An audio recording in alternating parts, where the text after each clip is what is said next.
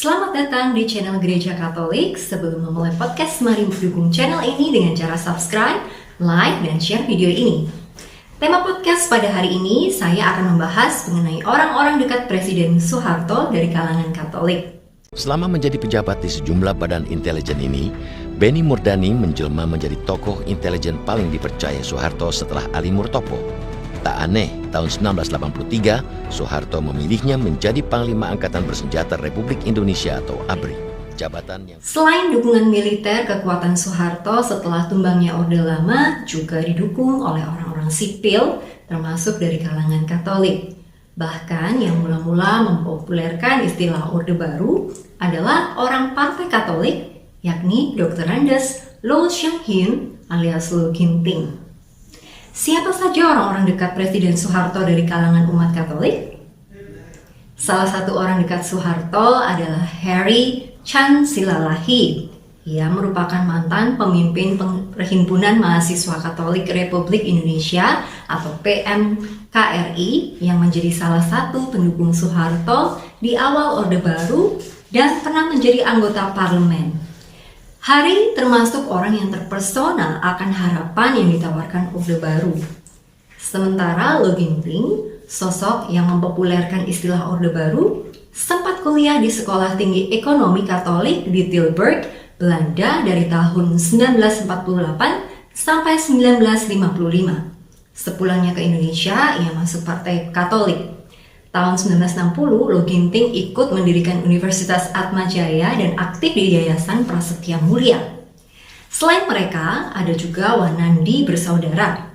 Pada masa-masa penganyangan para simpatisan PKI setelah peristiwa G30S, mereka ikut terlibat.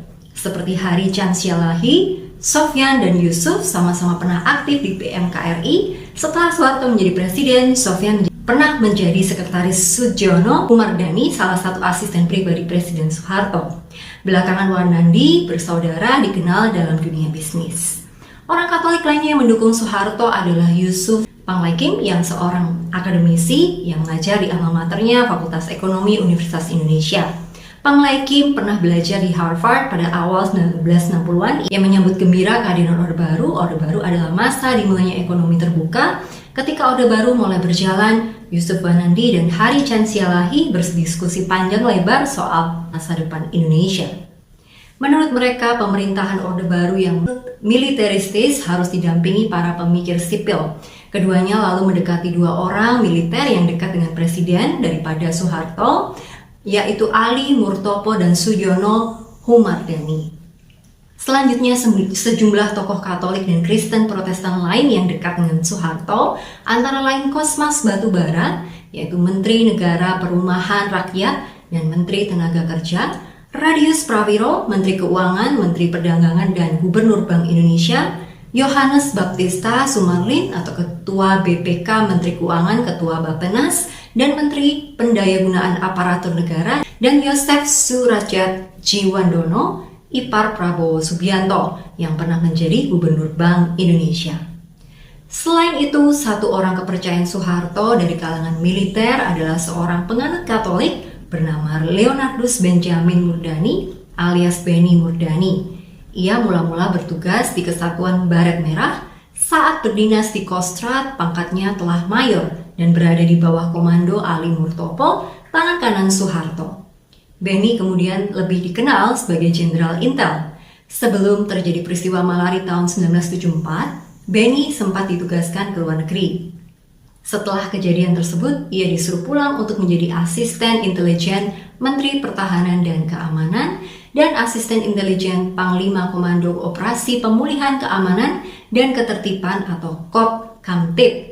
Tahun 1983, Benny menggantikan posisi M. Yusuf sebagai Panglima ABRI.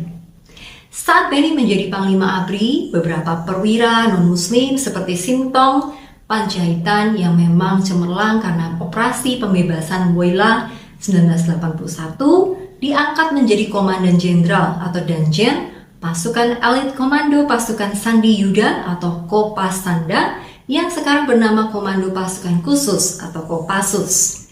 Selain Sintong, perwira terkenal yang dianggap sebagai anak emas Benny Murdani adalah Luhut Binsar Panjaitan.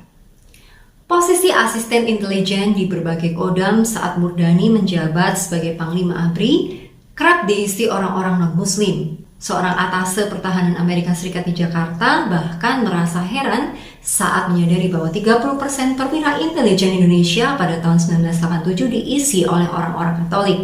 Setelah Benny lengser dari jabatan Menteri Pertahanan, para perwira yang dianggap anak emasnya tidak mendapat jabatan strategis lagi di ABRI.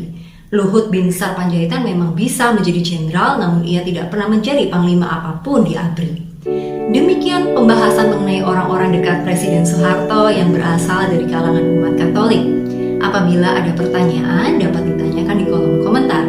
Jangan lupa untuk terus dukung channel ini dengan cara like, subscribe, dan share video ini. Terima kasih.